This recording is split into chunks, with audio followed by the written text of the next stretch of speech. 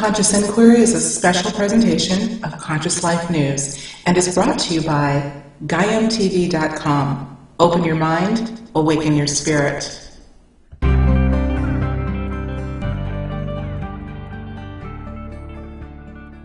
Is it possible to change our present-day challenges by going into the past? Does the phenomenon of deja vu leave clues that we've lived before? Do our past lives actually coexist with our current incarnation? I spoke with paranormal researcher and best-selling author Rosemary Ellen Guiley about these big questions and more, and about the release of her new book, Soul Journeys, Past Lives and Reincarnation.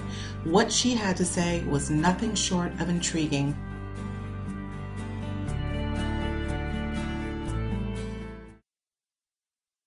Talking about your recent re-release, I guess we could call it, of Soul Journeys. And this is an updated version of your 1989 book, Tales of Reincarnation, correct?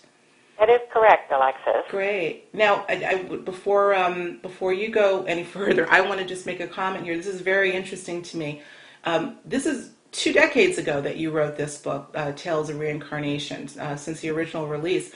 Now, you told me, you and I chatted about a week or so ago, that there's definitely been an increased interest in the subject of reincarnation, and I found that very interesting. What do you think this is due to? Where's that coming from?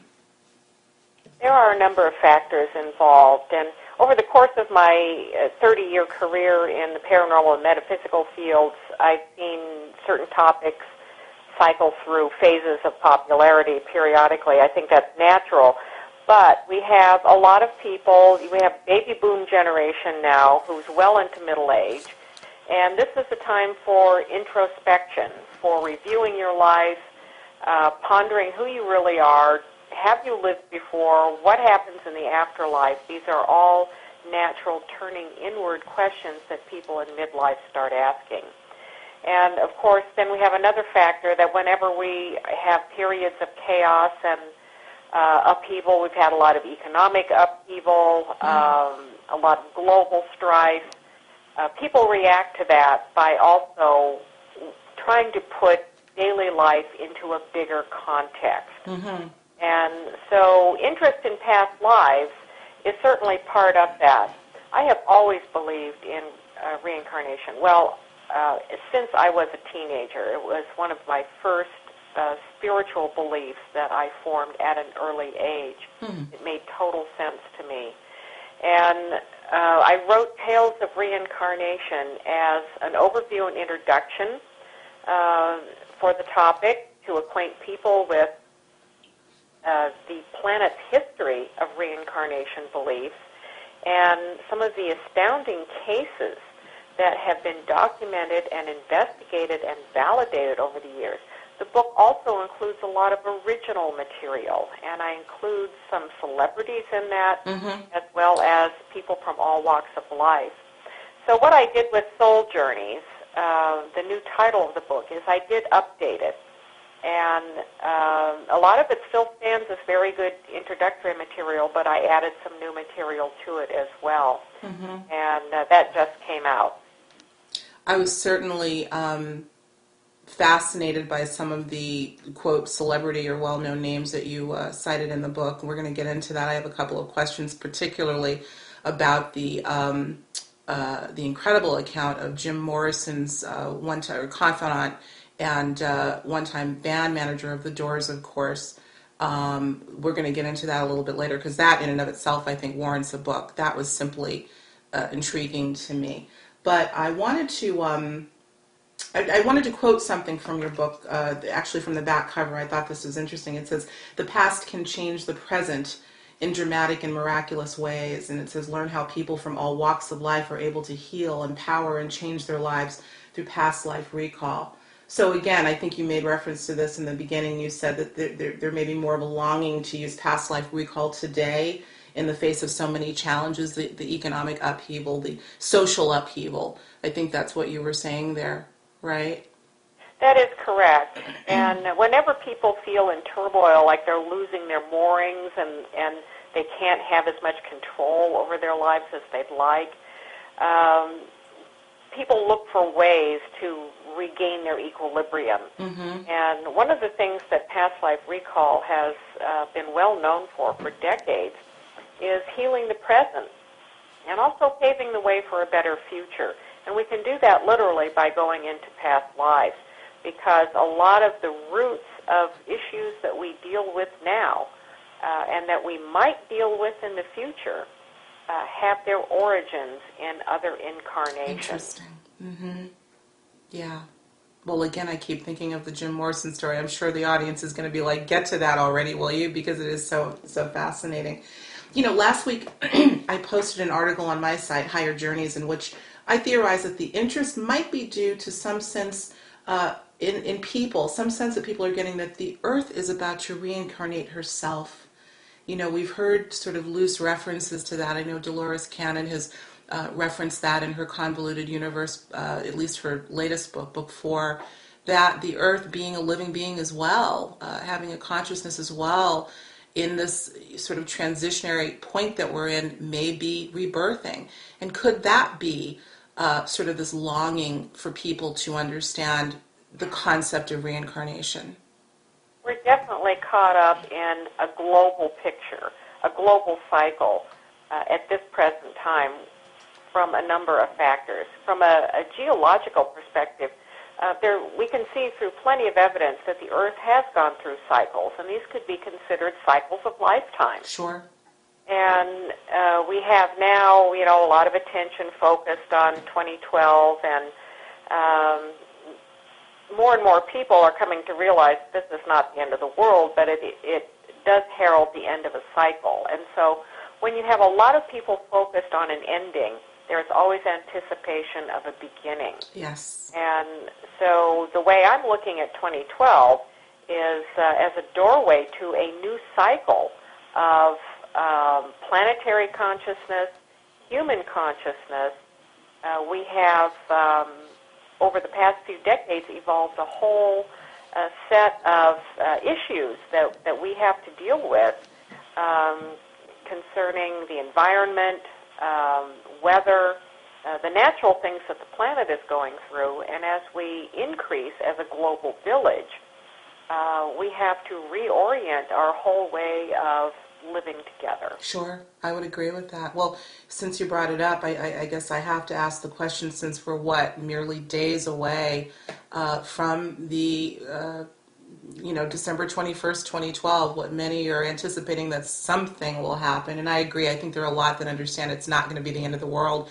But what are your thoughts? Do you think we're going to see any market change or some anomaly happen on that day, which is just days away?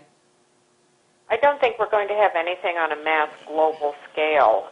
Surely every event of any significance is going to be parsed up one side and down the other and analyzed under a microscope, just because it's this artificial doomsday. And the end of a calendar to me means nothing other than it was just when they ended the calendar. Right, yes, that's true. So I'm sure we'll have lots of interpretations on all sorts of things. But predictions for mass raptures, mass ascensions, mass catastrophes, invasions of alien beings, rescues by alien beings, I don't think any of those things are going to happen. Sure. What about anomalies in the sky? Anything that might visually show us that some transitory situation's taking place? It's not out of the question, but we also have to keep in mind that human beings can literally create a lot of phenomena just by turning their attention toward it. And so if you have masses of people focused in a single direction, that can psychokinetically create phenomena. That's an interesting... It has to be very focused, and it has to be a high number of people. What I think is happening with 2012 is that there's just too much chaotic thinking, too many diverse opinions about what's going on. Yeah, that's an interesting point. Well, of course, before we got on, started our interview, we had a brief discussion about PK, psychokinetics, and how people can actually affect their environment with their thoughts and emotions. So I think that's a very interesting statement. I certainly think that, if nothing else, could perhaps trigger something. Let's hope that something is a good thing. So nothing catastrophic, of course. So just wanted to digress on that because everybody's sort of centered on that right now. But let's go into this. This was another interesting thing you touched upon in your book. You said that we live, this is a quote, we live within overlapping dimensional realities, and that the fullness of our being is beyond our present comprehension.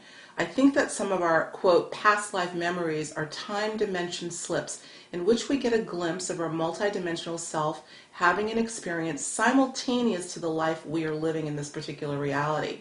Now, this is an incredible view, and I think there are others in this field of research that have intimated what I think you're intimating here, is that what we're considering to be past lives in a linear fashion may actually be co-occurring. Can you give us some thoughts on that?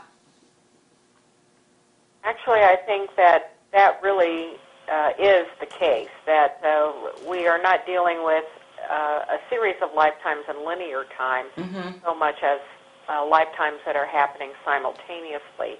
And there are complex relationships among all of these incarnations. Now, in this particular reality, we live in chronological time with the past, present, and future. So that's how we look at these other lives. The only life we have from our perspective is the one we're in now, and other lives in other time periods from our chronological perspective have to be past, present, or future. But from a cosmological perspective, if we live in the eternal now, which is what all of the mystical traditions point to, then there is no past, present, and future. Everything is happening all at once. At some point in our soul evolution, we probably have the ability, and it may even happen between lives as well, to appreciate the bigger picture. The circumstances that we're in now, we are best dealing with other incarnations and other time periods in our linear time frame. That's the easiest way to grapple with it. That a lifetime in, say, 1800s America is a past life, not something that's going on now in another reality. So most explanations of reincarnation that we have throughout history, they have this chronological structure to them. And I think that when we get into more advanced awareness, we see things much differently. It's simultaneous. But they all affect each other. And so healing one life may have a healing effect on another life. Sure. How we experience that healing, whether it's simultaneous or in a concept of a present or a concept of the future, I think it just depends on where we are in any given framework.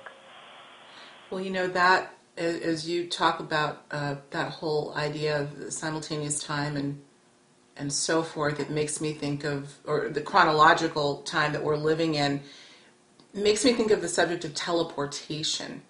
Those who have claimed that they have been able to go back in time, but physically, literally transporting themselves to an earlier time, which would intimate that that is still happening.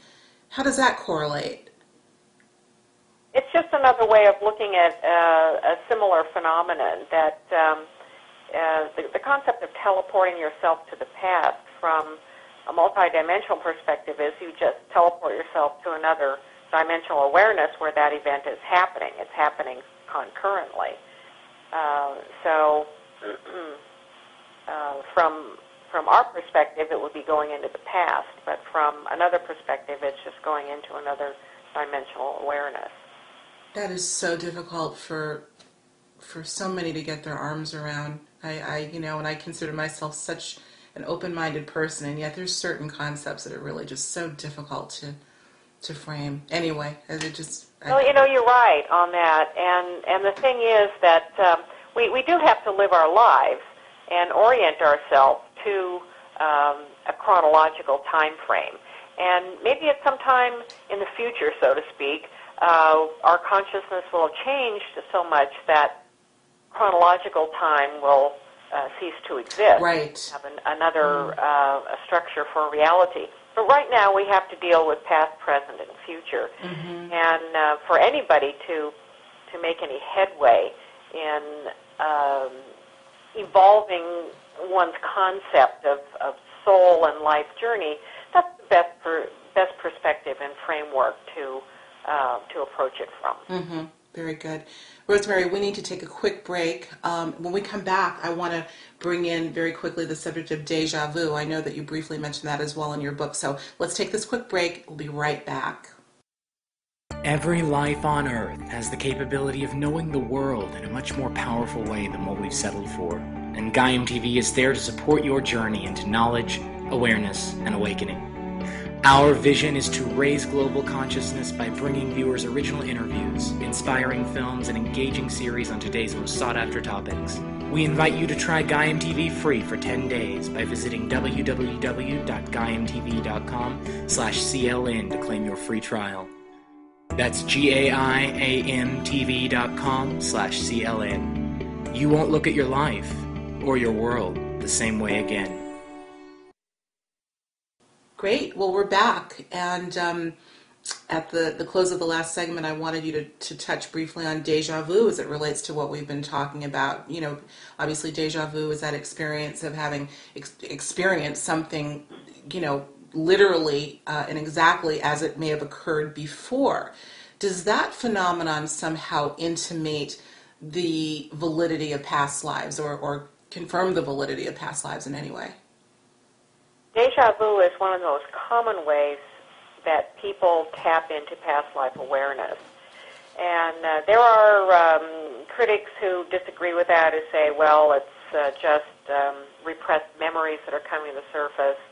Deja vu is feeling like you've been someplace before, even though you haven't, or you've done something or met someone before. It's a feeling of familiarity without any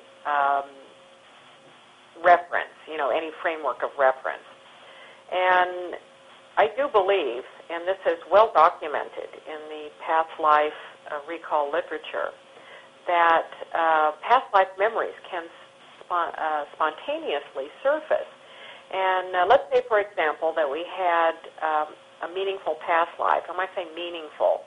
We have so many incarnations that if we could remember them all, we would just be absolutely overwhelmed.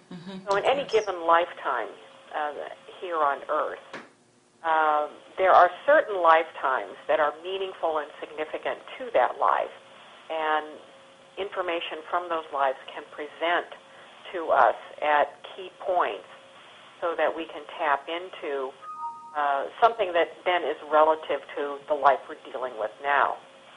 So say, for example, we had a meaningful past life in another country, and let's say I've never been to that country before, and I go there and visit a particular city, and everything is so familiar to me. I know where things are. I have a sense of having been there before, and yet I've never been there before. So the explanation for that familiarity is quite likely a past life spontaneous recall. And those sorts of bursts can then be explored in more detail by such things as meditating on it, asking for information in dreams, doing past life regression, working with someone in a group or a one-on-one where you literally journey in an altered state of consciousness to that life and try and capture more memories from it. I want to tell you a quick story. Speaking of the instantaneous past life recall, I recall a little over 17 years ago, my husband and I just celebrated our 17th wedding anniversary. We honeymooned in Egypt, and of course we were extremely excited not only about the wedding, but our trip to this far-off land we'd never been to. And I had been working on a day job, an office job at the time, and had been telling one of the assistants that I would be honeymooning in Egypt. Well, Rosemary, she literally turned a different color. I mean, you could tell she was somehow emotionally affected by it and had all sorts of questions for me. And then she proceeded to tell me how she doesn't believe but felt that she lived during that time. She literally broke down into tears just at me mentioning that we were going. And so I remember while there, my gosh, we had gone to so many different ancient sites, and I remember we had gone to a granite the quarry, and I had just picked up a small piece of rock, and I brought it back. I think I mailed it to her. I never heard from her again, and I somehow felt that she was so emotionally wrought even over my mentioning Egypt. It was just really interesting to me. I think that may have been my first indoctrination into, people you wouldn't even think of. This was not the type of person that seemed to be into this sort of study. So I was taken aback when she reacted the way she did, but clearly, just to sort of support what you're saying, I think we do have that. I roused something in her when I brought up Egypt. And I've run into people on several occasions that have given me similar reactions, talking about far off lands and believing they've existed there at some point.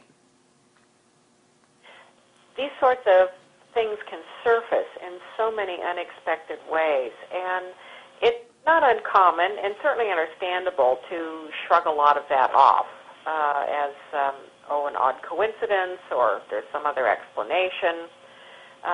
But if we contemplate these experiences and examine them more fully from the standpoint of reincarnation, then a whole new set of information starts getting presented to us.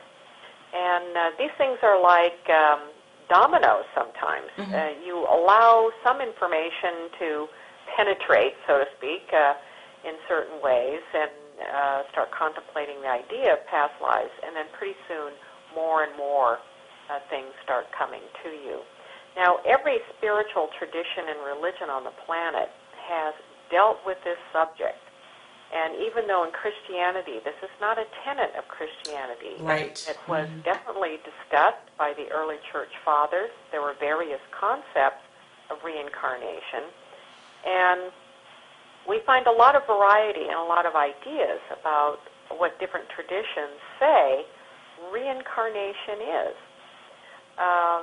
There are many possibilities, and in fact, there may be no one type of reincarnation. There may be many of them. Mm-hmm. And I think it's good to at least be open to the idea. Sure. Yeah.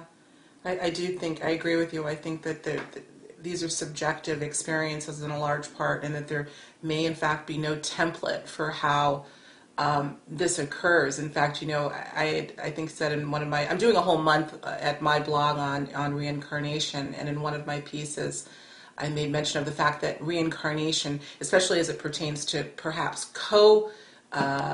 simultaneous lives, maybe should be called co-incarnation versus reincarnation, because they're different experiences for different people. I don't know, but I do agree with you. I do agree. That's a very good term, co-incarnation. Yeah. Yeah. That really expresses the multidimensional concept much better than reincarnation. Absolutely. Implies a succession of lifetimes. That's right. Sort of endorses that the linear aspect is the only aspect. So maybe there does need to be a reframing, and maybe there will be once we lose chronological time. But, well, listen, I want to get to, this is really exciting, and this is pretty substantive, so I want to spend a little bit of time on this before our next break. As you mentioned, you were able to interview several very well-known personalities about their own reincarnation experiences and some of the research that they've done, some of them. And one of them was the late author Michael Talbot, who many of you in our listening audience know I absolutely love. I think his work is just absolutely amazing, and I'm so sorry that he's not still with us. But I want to talk a little bit about that. He had some very interesting things to say about the imagination he used in some of his fiction works. And for some of you out there that may just be familiar with the holographic universe, which of course was nonfiction, he did both fiction and nonfiction. But he believed that some of the characters that he was bringing through in his fiction work were somehow derived from his own past lives. Tell us a little bit about his story, Rosemary. Michael Talbot was a very unusual man, and I was very privileged to be acquainted with him for a short period of time. And as you mentioned, very unfortunate that he's not still here, very creative and imaginative. And I do believe that fiction writers pull, they're visionaries. Fiction writers are visionaries, and they pull from a variety of sources for their material. They pull from other realities. They pull from what we would say our future is, and they also pull from their own repository of lives as well, lives that we would call past lives. Now, one of the things that I also appreciated about Michael Talbot's approach to reincarnation was what he called the resonance method. And this is like a first cousin to déjà vu, but it's the idea that the things that attract or repel you in this life have past life connections. So the skills and talents, the things that would gravitate toward wanting to do in this life, have past life threads. Things that we have phobias about, aversions to, fears of, are related to past lives. And by doing a catalog of your own resonances, you can begin then a process of identifying likely past lives, or at least time periods where you might have lived. And by following those threads, it's quite a process of self-discovery. Wow. It's called the resonance method, and is this something that Talbot sort of coined, this term? That was the term he coined for it, and by all means, he wasn't the first person to say that our likes and dislikes are related to past lives, but he refined the process for resonances. And here again, this like déjà vu. This is something that you can meditate on. You can work into dream programming. Our dreams are a fabulous tool for digging up all kinds of information about ourselves and revealing all kinds of truths. We can work on our dreams. We can take resonances into a past life regression. For example, let's say that a person has an unusual aptitude to be an artist, and so it might be interesting and instructive and educational to explore what other past lives have I had where I was an artist, and how did I gain these skills? We're all born with some aptitudes and inclinations. Where do these come from? The whole idea of genius and artistic talent and natural skills at things, they've all been wondered about by many people. Like, how do we get this way? Is it in our DNA? Do we get it from our parents? Right. There's so many cases where remarkable talent can't be explained that way. So where does it come from? An explanation is it comes from another life. Right. Well, you mentioned, when people sort of question where do these aptitudes come from, or even, issues that are not necessarily positive. Many people, we automatically think, oh, it's in our family, it's in our lineage, it's in our blood from that standpoint. But I think the more interesting question, does it actually come from previous incarnations?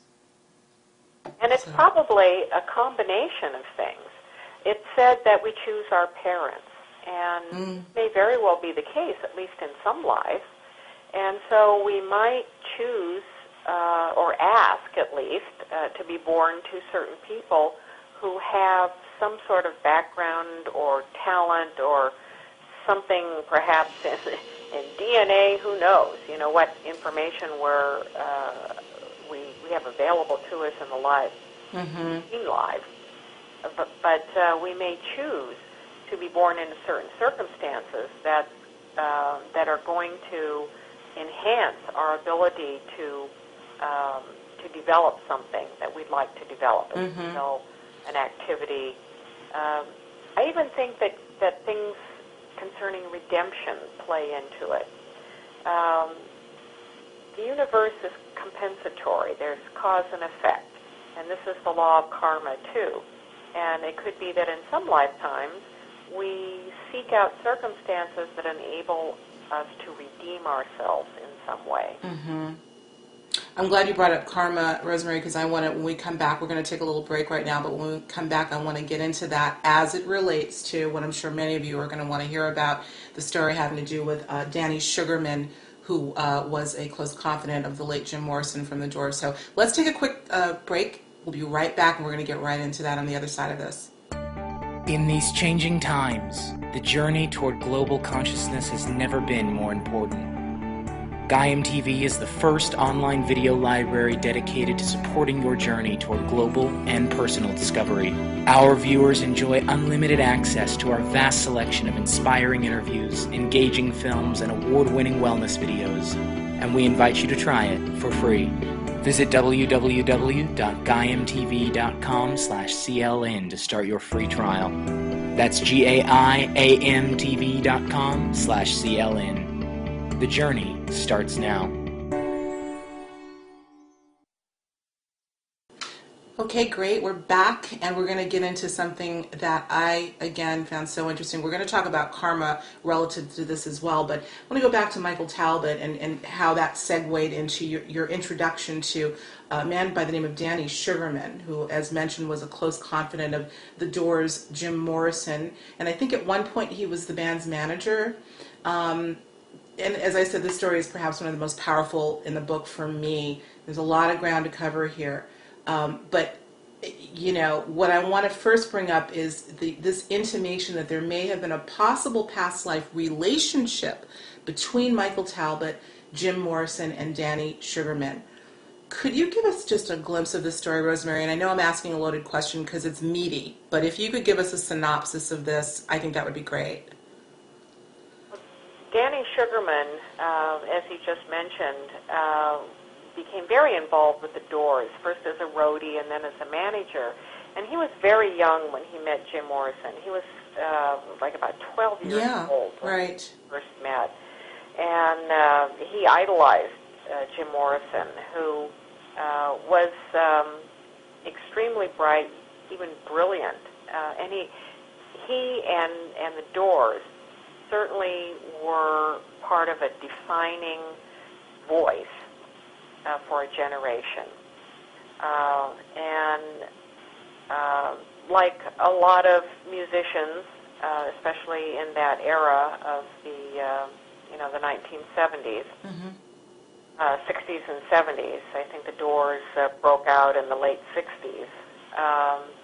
There was a lot of alcohol and drug use.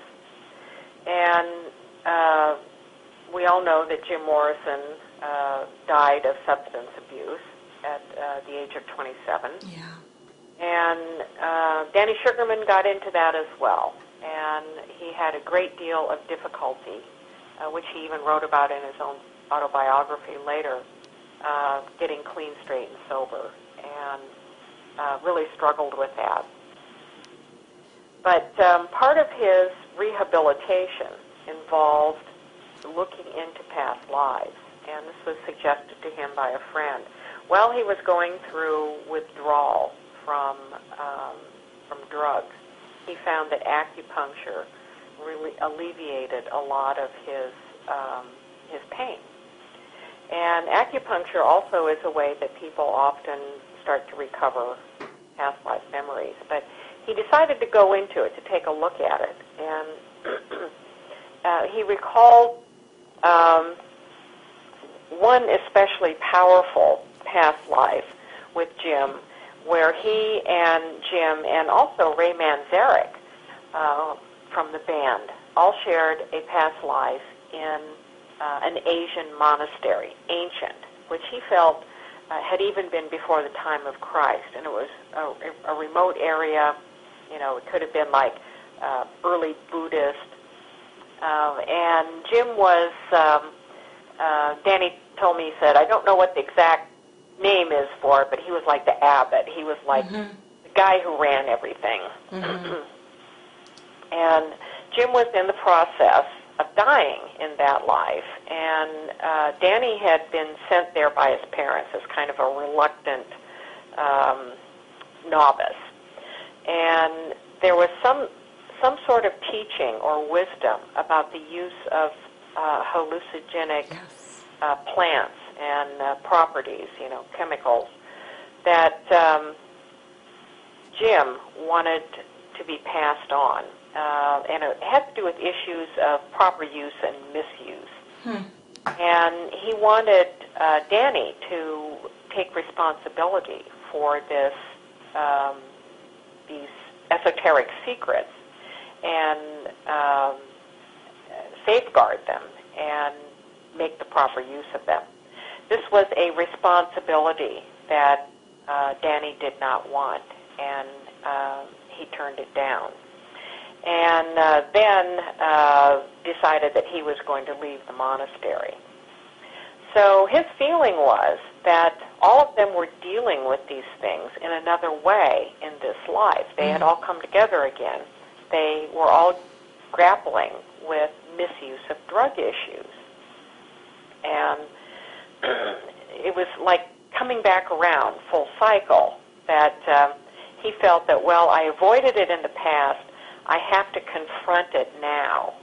And that's what he did. He had to meet abuse of drugs head on. I'm sitting here speechless. Of course, I read this chapter. I'm going to read it again because this is absolutely powerful. The implications of the meaning of if reincarnation exists and there is some meaning to it. This brings us again to the subject of karma. There is a relationship between his life along with Jim Morrison and this other gentleman that you mentioned, and having to do with this sort of secret knowledge that he didn't want to take responsibility for. I hope the audience is really getting the significance of this. It's difficult to sort of regurgitate, but yeah, this to me points to a karmic cycle, and somehow his being called to address the misuse of drugs or putting drugs in their proper context as a medicinal hallucinogen. Which, did he ever, Rosemary, reconcile the misuse of drugs? Was he ever able to get healed in this life? Yes, he was. Danny said that by 1984 he had healed himself of a drug abuse, and he passed away in 2005. How old was he? Do you know? In 2005? He was,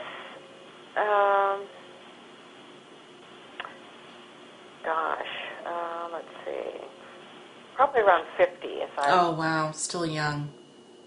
Very young, but he had been a heavy smoker. Most people in that industry are. And he died of cancer. He died of lung cancer.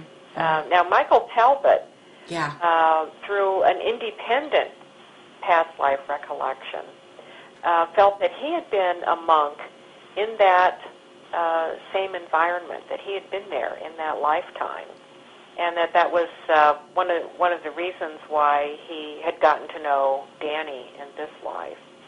In fact, Michael Talbot was the one who introduced me to Danny. Right. That's right. You mentioned that in the book. That's something.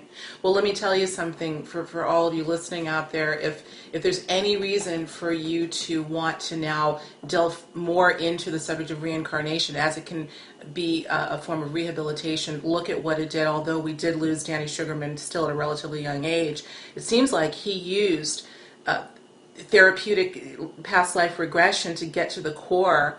And of course it took a lot of sleuthing, a lot of contemplation on his part, but was able to get to the core of perhaps where this current drug addiction emanated from, and was able to find some semblance of healing. If that's how powerful it can be, I say look into it. Pay attention to these things. That's very powerful, Rosemary. I thank you for putting that story in the book, and I think the whole book is phenomenal to me, and I can't wait to delve in again. But that to me is a very significant anecdote that you tell. It is one of the most powerful stories in the book. No question. And it's exclusive, too. Danny gave me the whole story. He was very frank and honest, and it's very moving. Now, I did want to mention one other thing, and Please. this was another way that he had closure on the subject, was he co-authored a biography on Morrison with Jerry Hopkins called No One Here Gets Out of Live, and it was a bestseller. And he felt that that's what he had to do to honor Jim and kind of wrap things up, to put Jim's own life into perspective.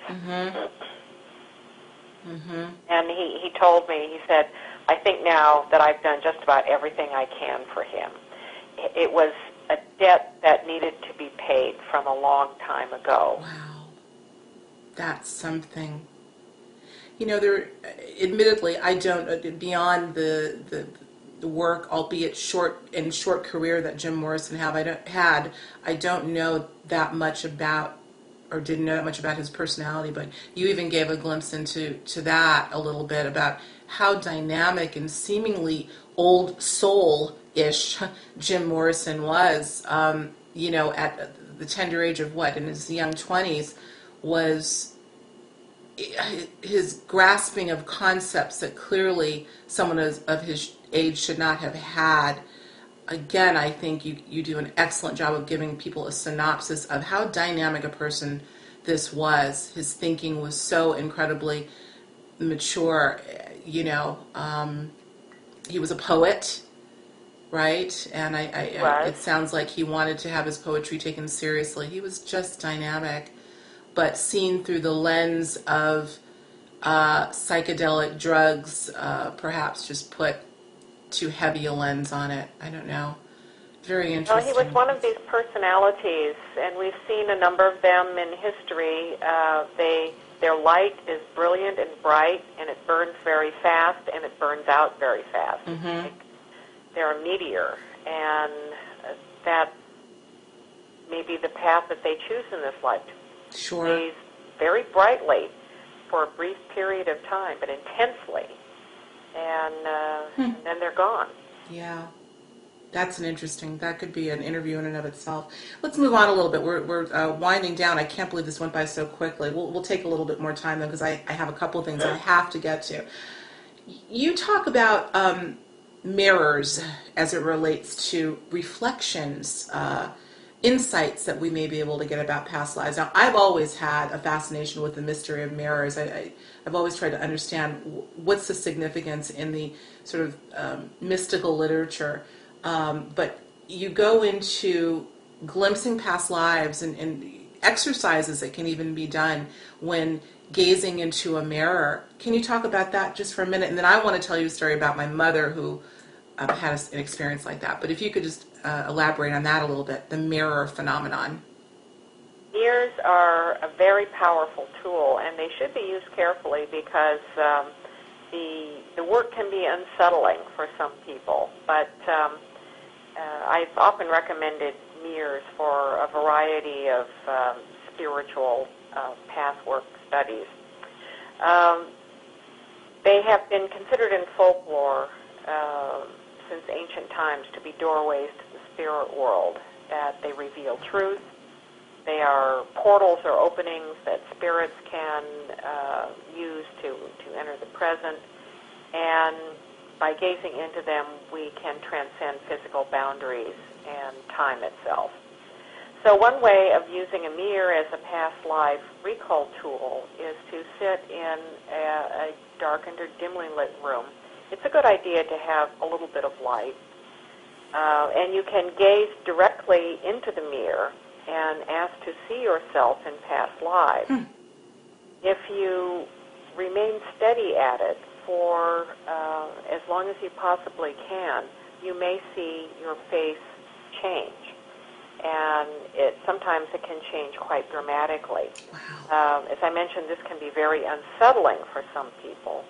So it's a good idea to be, just very prepared that you might be startled by what you see. Sure. Now, another way you can use it is to position a mirror so that you and put the lights dim, and position a mirror so that you can't see yourself directly in it, and ask to see scenes from a past life. The best way to use that is to lay it flat on a table so that it's just looking up at like a ceiling, like a blank surface, and ask to see scenes from the past. I also use black mirrors, and a black mirror is a very common scrying tool. Scrying is a term for clairvoyant gazing. Right. And the black mirror has, the inky depths of the mirror kind of pull you in. And it's often easier to see visions in a black mirror than in a silvered mirror. If you don't have a black mirror, a flat screen TV will also work as well. Interesting. And you can position a flat screen TV that's off so that you can just look into it in a dimly lit room and ask to see visions of the past or yourself in a key scene in a past life, or to hear a word or something illuminating about your past lives. And by gazing into a surface that begins to alter consciousness, that also triggers auditory stimuli. You might hear things, mental stimuli. You might get mental pictures. It becomes kind of a synergistic process where you're not always seeing something in the actual mirror, but you might be seeing it in your mind's eye. Sure. Gazing into the mirror that triggers that. That makes sense. Well, I want to tell you, my mother, who, God bless her, has been gone well over a decade, my gosh, 15, 16 years now. I'll never forget, we used to talk about things like this, although she wasn't I don't think, as passionate about some of these subjects as I was. She would every once in a while reveal these little incidents that happened to her. And one day she told me that she had a vanity in her, in the master bedroom that I have to this day, and of course had a mirror sort of that would stand up. You could lift it up from the vanity. And she said she was sitting there one day, just putting her makeup on, and all of a sudden she saw another face superimposed over her reflection in the mirror. And she was startled, of course. I don't remember much more than that, whether it was a male or female image, but she said unequivocally that another face showed up in the mirror, as if it were her. I've heard other people make mention of this. Not a lot, but certainly enough to pique my interest. So it can happen spontaneously, just like a deja vu. That's right. That's right.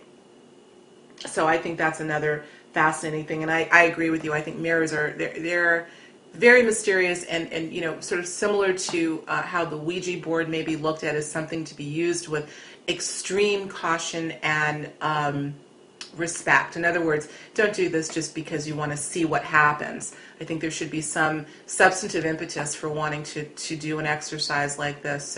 But I do think it's definitely worth looking into for people that are looking to start that journey into past lives. I want to bring up this person. I think I'd be remiss if I didn't before we wind down, Rosemary, and that's Ian Stevenson. He, of course, who passed away in 2007, but was a pioneer in reincarnation research, in particular with past lives of children. He had some very interesting things that were revealed about in his process for finding these children, finding out their stories, getting obviously permission from their parents, but hearing these compelling cases of these children who would repeatedly reference what they believed to be past lives. And the fact that he was able to corroborate the details of what this child was saying with the deceased person that he was able to find, I think that's just fascinating. Talk about that a little bit in his work, if you would. Ian Stevenson was the leading Western researcher on reincarnation, and he investigated thousands of cases during the course of his career. He made no claims of proving reincarnation, but he said that many of these compelling cases where the evidence cannot be explained away naturally provide a powerful support. It's evidence in support of the concept of reincarnation. The best subjects are children. Mm-hmm. And other investigators around the world have found that to be the case as well.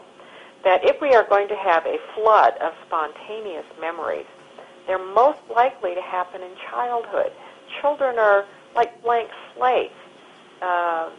They haven't acquired a lot of experiences and memories and things that get overlaid on top of us as we get older and older. They're highly imaginative, they're very open, and some children seem to come into a life with a lot of memories from another lifetime. Cases that Stevenson investigated had children who could identify by name where they had lived, who their family members were. He had cases in his books about children who were then taken, if it had been like a recent reincarnation and those people were still living, even taken to meet those people, and he could recall things about them that he couldn't possibly know. Sometimes they talked about how they died. Recall in Western children tends to be much spottier. In other cultures where reincarnation is considered to be true and these sorts of connections are encouraged, those children seem to have a lot more detail. Not that Western children don't, but it tends to be repressed more, and just by parents who naturally say, oh, that's just your imagination. Right. Of course you didn't live before, isn't that silly? So children then stop talking about it, and then those memories gradually fade. Stevenson said that between the ages of 5 and 8, the past life recall begins to diminish if it's been active in a child, and by age 8, the memory drop-off is quite dramatic. And that may be a function of just the aging process. The older a child gets, the more socialized they become. They're learning social skills, interactions. They're going to school. They're learning how to integrate themselves into the world. So these take center stage. And whereas in young children, they're more engaged in their imaginary worlds and in playing and bringing these things out. Stevenson stressed, and other researchers did too, that these recollections are not fantasy. They're not just imagination made up by children. Many of them can be verified with hard data. Wow. I certainly hope, especially here in the West, that there'll come a time where those of us in society that maybe heretofore poo-pooed these things will start taking a serious look at what these things have to teach us, because it seems like we're missing a big part of the puzzle if we don't.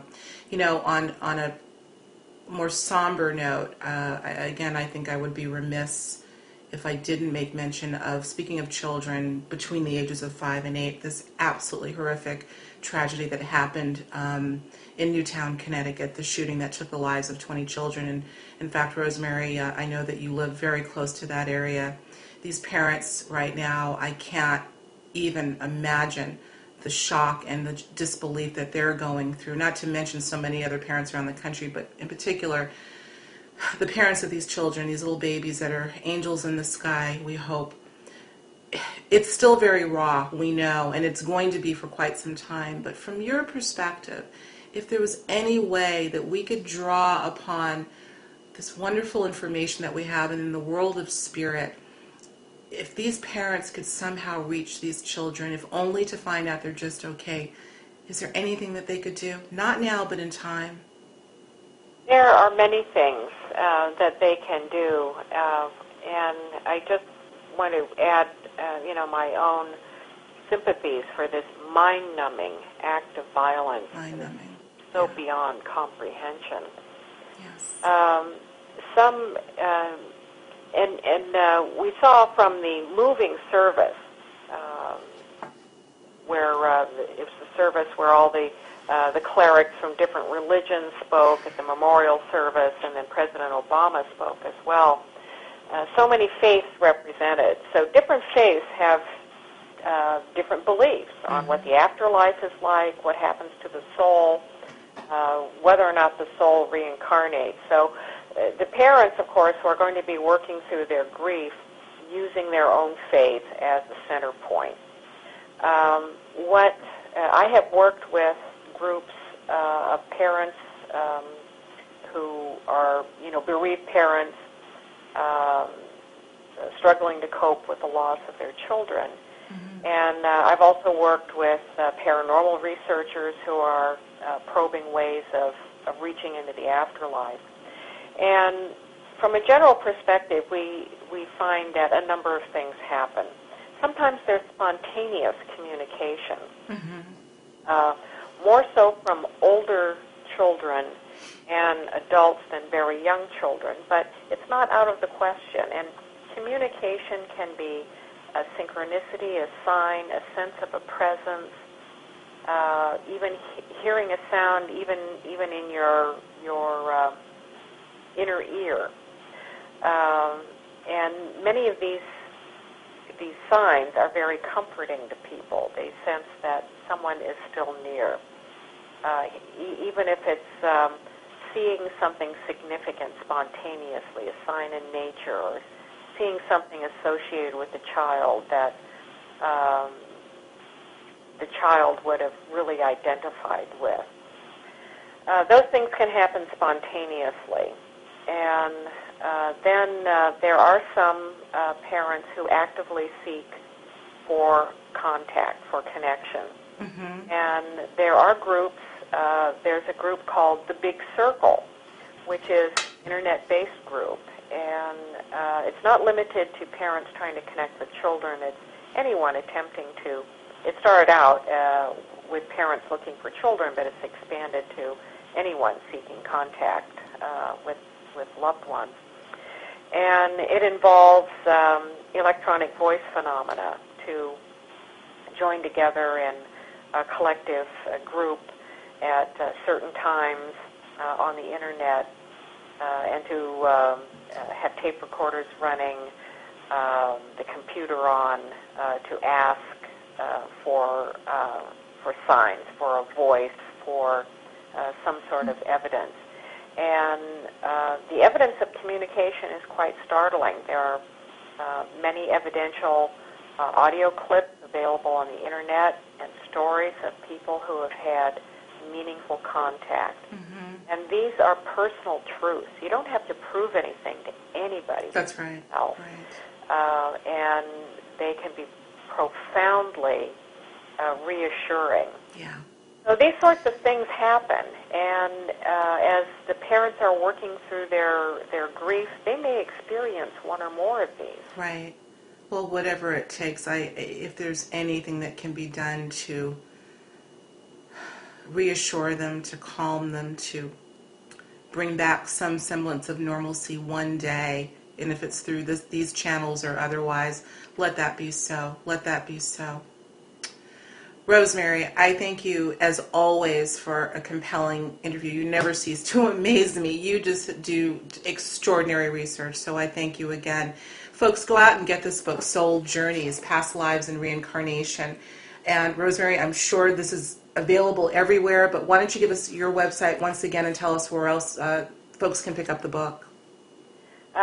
It's available at Visionary Living. The hard print is available at Visionary Living, and ebook is on Amazon. Oh, good. I'm in the process of getting the book into other ebook formats, and also it will be available on Amazon in hard print very shortly. Very good.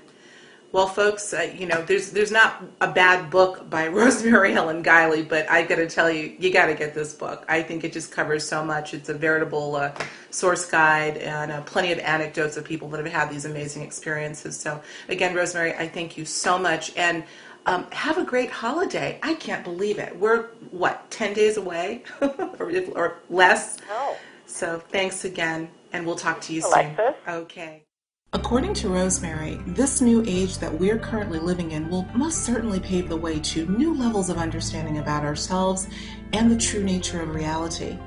Exploring past lives is one powerful channel to achieve understanding that we've never had before.